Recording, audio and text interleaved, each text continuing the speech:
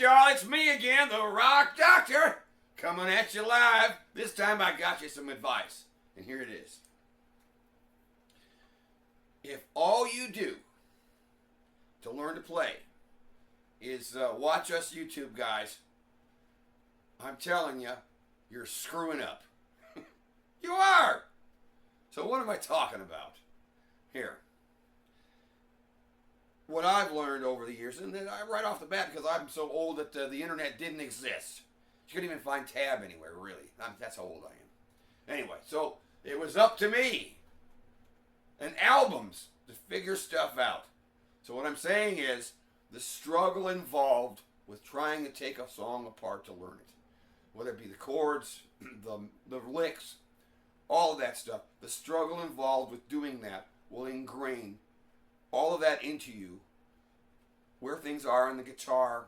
You'll be able to discern notes and pitches better. Everything will be far more deeply ingrained in you, and you will know it better than if you just get thrown a fish from one of us YouTube guys. It's the truth. Now I have a case in point here. So here's the story. We're going way back into time, when the only people that existed were cavemen and cave women, Neanderthals, troglodytes. Yeah. So, yeah, we're talking mid-70s here, okay? And so I was going through that process because there was no YouTube, there was no tab. And we could buy cool songbooks with a really flashy cover and a couple of cool colored pages, but it has some bullshit piano part written out with the vocal melody written in standard notation if you can't read notes. And even then, when I could read notes, I realized it was all bogus. And little chord boxes, you know. They just show you how to play the song. They just show you how to strum through it. Here's the chord during this measure. Yeah. So, yeah. So figuring this stuff out yourself. So here's the scenario. I've probably been playing for 3 years. I learned pretty slow, honestly. I've got students that have been playing for 3 years and mopped the floor with me when I was playing for 3 years. It's humbling. But anyway, a lot of the songs that I knew at the time were in the key of E. So, you know, I knew that I could make this work. And I had a few licks, not much more. And at the same time as that, I was old enough to drive to go to a real concert and see these real iconic guys playing on stage, you know.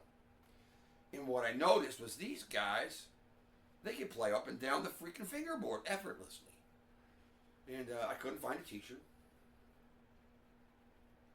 And so I'm thinking to myself, what could I possibly do, you know, to crack into that, to figure out that riddle? How can I solve it for myself? And here's what I did. This kind of illustrates it, but let me keep talking. I took a sheet of typing paper, you know, printer paper. Back in the old days, we had typewriters. And I got a ruler, a couple of Sharpies, a couple of highlighters, and I was doing two things. I was learning where the notes were, so I drew up a chart, you know, with all the strings on it, all the frets, and I labeled all the notes. And what I did was, I took the highlighter and I marked off, look, the E pentatonic at the 12th fret. That's the one I knew how to use, somewhat. And I drew it on there. And here's what I found out, because the notes were there. I highlighted around them, right? So here's what I found. Watch. In the key of E, here's what we have. E, G, A, B, D. E, G, A, B, D. Duh, E, G. What is that? E, G, A, B, D. Ding! I finally knew what they meant by pentatonic, because without knowing, you know, there's 12 notes there. There's 2 notes on a string. What are you talking about, pentatonic? Light bulb lit up. The next thing I did was I took my highlighter and I highlighted every E, G, A, B, and D on every string, and I got this freaking mess. So I'm looking at it, right? I'm looking at it. I'm like, what am I going to do with that? It's too much information. So here's what I did. Let me get up for a minute. I got to get a piece of paper. Don't run away. Okay. Maybe 2. Hold on. Hold on, damn it. I should have had these laid out already. But I didn't. Sue me. All right, here's what I did. I said, okay, what do I know? I know that shape, right? 12th fret. So I covered up. I was thinking, well, there's 2 notes on a string, so let me see if I can find more patterns. It's all one big scale, right? But more patterns that have 2 notes. So I covered up this, move this back. Look what I got in the 10th position. I got that. You with me? Then I did it again, covered up the bottom of this, and I got that. I figured it out myself. I'm not a rocket scientist. I was just desperate. I did it again, and I got this in the 5th position. Look at that. Still the same scale. And I did it again, and I got this in the 3rd position. And I did it one more time. That's 5 so far. Then I did it again, and look, there's the first one again in the open position. Ah, light bulb. Then, we get rid of the paper. I said, well, still, you know, that's a lot to try to digest. It's like a giant pizza with red pepperonis. And, you know, if you order a pizza somewhere and they deliver it and the sucker's not sliced up, you got a problem, right? You got your friends over, what are you going to do? You got to slice it. Excuse me. So I did. Look. I broke it into little pieces, wrote it down separately. So, here's what I got. Let me just play them. No, I won't do anything fancy. Click on my, here's my crunch channel. Got a bad ground in the house, and no matter what I do, I get this. It doesn't happen anywhere else. And I checked the ground, but it's the house. The wiring sucks. Sorry. All right. So the 12th fret one, everybody knows. I call it the home scale. So what do we got? Top string 10, 12. I mean 10, 15. Woo! Try again. 12, 15. Been a long day. Top string, low E. 12, 15. Next string, 12, 14, A string. Next string, same thing, 12, 14. Next string, same thing, 12, 14. B string, 12, 15. High E, 12, 15. Okay, so I already do that one. Let me keep going. The next one stacks right on top of it. They're like Legos. Yeah. The next one's in the 10th position. On the low E, I've got this. 10, 12. A string, 10, 12. The D string, 9, 12. G, 9, 12. B, 10, 12. High E, 10, 12. Next one, 7th position. Here's what I got. Low E, 7 to 10. Next string, 7 to 10. Next string, 7, 9. Next string, G, 7, 9. B, 8, 10. High E, 7, 10. Keep going. Now I'm in the 5th position. Here's what I got. Low E, 5, 7. A string, 5, 7. D string, 5, 7. G string, 4, 7. B string, 5, 8. High E, 5, 7. All right, that takes us over now to the 3rd position. And here's what I got. Low E, 3, 5. A string, 2, 5. Oh, sorry. D string, 2, 5. G string, 2, 4. B string, 3, 5. High E, 3, 5. And I didn't write it down, but the open position one, which is the same as the home position up at 12, that would be low string O, 3, open 3. Right? A string, O2. D string, same, O2. G string, same, O2. B string, O3. High E, O3. There they all are. Now what the hell did I do with them? I'll tell you. Every day, I would warm up. And I would just noodle through these things. I'd just go from high to low, low to high. You can pick all down strokes. If you get a little faster, you can use a metronome or nowadays you can just find you a drum track to keep time. And I try to play 8th notes and maybe use alternate picking, you know, like this.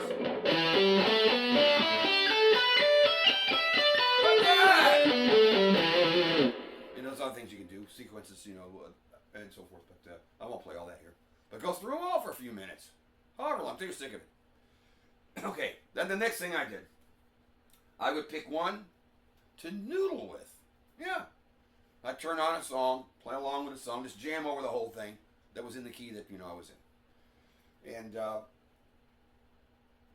as time went on, as I began to try to figure out other people's stuff, I'd start to see that the licks fell into some of these shapes.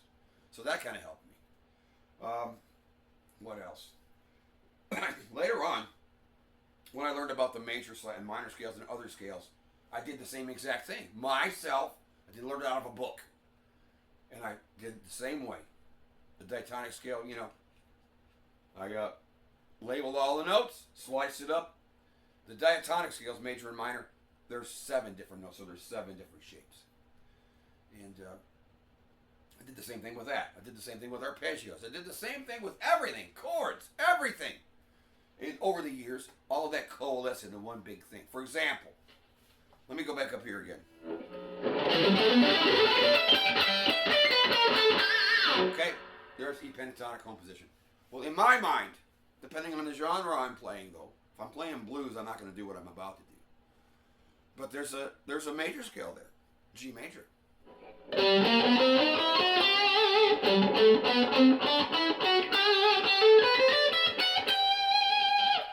And 3 notes on a string. I actually have two ways to play it. It's not important now, but let's say, just for the sake, since I'm talking about it, let's say I was on the high E and I wanted to descend. I would do this.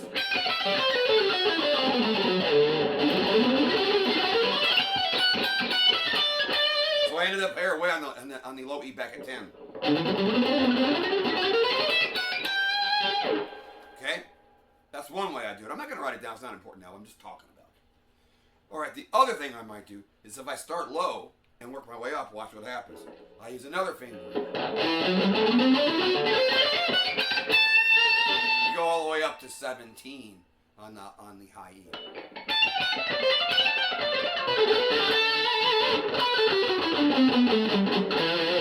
And I had a routine for that. And I would do the same thing with those as well. I would, you know, practice each one, warm up with them all. I had different ways to do it. You know, go straight through, low to high, high to low, alternate picking, sequences too. And then I would jam with those too. So that's my point. You've got to dig in and try to figure stuff out yourself. I recommend, if you really want to learn this stuff right here, do what I said. Get a piece of paper, get a ruler, a pen or a pencil, draw you out a guitar neck. Label all the notes on every string. Then go down there to the 12th position and put that shape down and figure out what the notes are. Then find them everywhere. Highlight them. Do it yourself. You know, you'll learn so much more if you do it yourself. So I'm not trying to put me and all my buds here on YouTube out of business. It's nice to have somebody to help you. But don't be lazy. Figure this stuff out yourself. Okay? One more thing. Sure, yeah, I know all these. I know every scale. I can play different styles, jazz, blues, all the rock styles. I'm old. I've been doing all that shit. So, but honestly, my 2 favorite pentatonic shapes are the home shape, the home scale, in the key of E at 12, and the one in the 7th position also. Why? Well, here's why. My 4 essential licks all come right out of that first one. They're not really my licks. Yeah, I stole them, right? So lick number 1 was this guy, right? B string. Check my other videos if you don't know what I'm talking about. Come on, I got a ton of them. B string 15, whole step bend. That was lick number 1. Lick number 2 was this. Descend straight down through the scale. It lasts for 2 measures. They all do. Lick number 3 I call the 2 frets back move. That's this. I start back 2 frets back of the low E at 10. You can play it an octave higher right where I'm at here. almost do it again right here.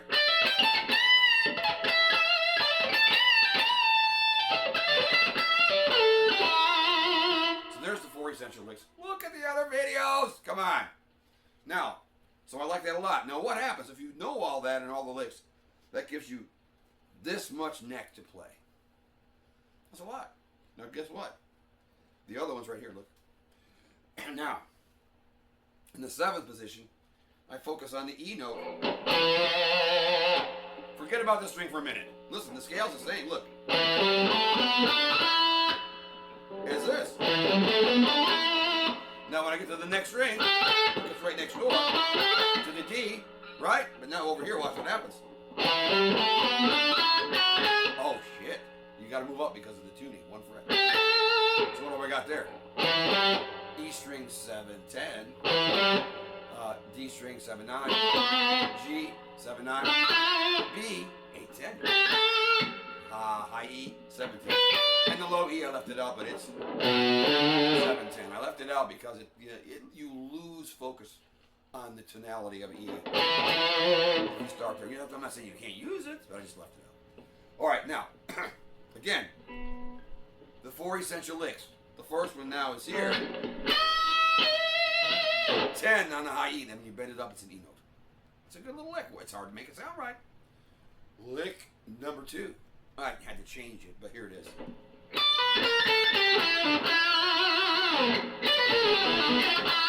There, I kind of snaked it a little bit. Couldn't help it. Okay, lick number 3. The 2 frets back move, 2 frets back of the E, the low E, and this time it's on the 7th fret of the A string. 2 frets back, and I got this. Look at the videos. You can do it here.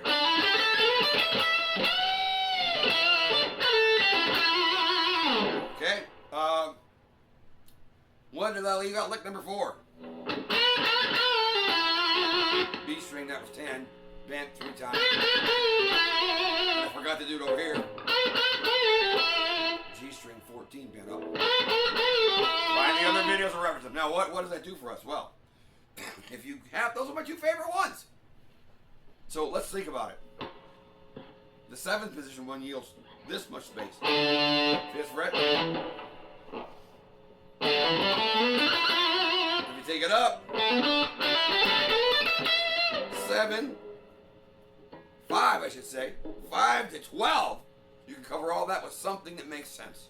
And then what does that do? It overlaps with this, so that gives you this freaking much place to play on the neck without getting lost. I figured this stuff out myself. I'm not that smart. Just ask my former girlfriends. They'll tell you how dumb I am. Right? Don't say nothing. It's true. But I'm a hard worker. Yes, I am. I'm very determined. And if I fall on my face, I get back up and I keep going until I figure this stuff out. So my secret weapon is not talent. My secret weapon is stubbornness. It is. I will keep going until banging my head against the wall until I knock the wall down and figure this stuff out. So it doesn't matter how long it takes you to get the stuff down. Just keep at it. Don't quit. Don't let anybody tell you you can't do it. I've heard that. Don't let anybody steal your joy. Defend your joy with your life. If you love this, don't let anybody stop you. Don't let anybody shame you out of it. Don't let anybody tell you you can't freaking do it, because you can. If I could do it, anybody can do it. It's really just a language, guys and girls. It's a language. And so, to learn to speak the language, you've got to figure out other people's stuff that sounds good. Licks, chord progressions, all that. If it sounds cool to you, you should probably learn it. If it makes you feel something, learn it. You know? It's like learning Spanish or French or whatever language. You know, if you want to go to that country and hang out, you better learn how to speak the language. And if it were me, I would try to learn it as closely to the way they actually speak it so they couldn't tell I had an accent. So that's what we're talking about here. Anyway, so there weren't really any licks outlined today. I'm just telling you how I figured this stuff out, and that you should do some of that work, a lot of it yourself. I said it again, and I'll say it again one more time. Don't just rely on us. You maybe check yourself. You know, sometimes we get stuff wrong or a little different. It's subjective, you know, when we figure someone else's tune out. We might hear it or see it one way one day, and then another day we'll do it some other way. It happens. Same thing goes with the tab you find online. Some of it's really accurate, some of it's not terrible, some of it's awful, some of it's in between. That's okay, you know. But you'll be able to tell the difference as time goes on. But if you figure this stuff out yourself, you will learn so much more, and it'll be a much deeper knowledge that you have of the instrument and everything that you know. I see this stuff and hear this stuff in my mind. It lights up in my mind. So, and I have licks associated with it. I have licks that stay in one position. I have licks that traverse a few. So the ones that stay in one position is kind of a horizontal side-to-side thing, right? And I have licks that traverse. The 2-fret back move is a perfect example. They traverse through a couple positions. So, but it's really all about licks, learning the melody to the song, learning the chords to the song. That's really what it's about. Whether you know theory or not is not important. Not really. If you want to learn it, go ahead. I learned it, but I don't judge anybody who doesn't know it. A lot of my friends who play, and I've got so many, they're all great. You know, just regular guys that play in bars on weekends. You know, none of us are famous. And they can all play their asses off. Most of them couldn't tell you jack shit about what this stuff is. You know, the modes or the scales, which notes below, but they can play. They know the language. You don't have to be literate necessarily. You don't have to be able to read and write necessarily to be a great speaker of the language. I'm not against it. I'm just saying, don't judge. You know? And I also don't judge people based on what genre they like. You know? I like Joe Pass, one of my favorite guitar players. I like Green Day. What are you going to do? You know? I like Stevie Ray Vaughan. I like Albert King. I love Metallica. Queensryche. Whatever. You know? Yeah. I like so many different kinds of music, so I don't judge anybody that only likes blues. I don't judge somebody who only likes metal. I don't care. Like what you like, and don't pick on anybody. Anyway, okay, I'm talking enough. I love you guys, and I'm the Rock Doctor, so do some freaking homework. I'll see ya.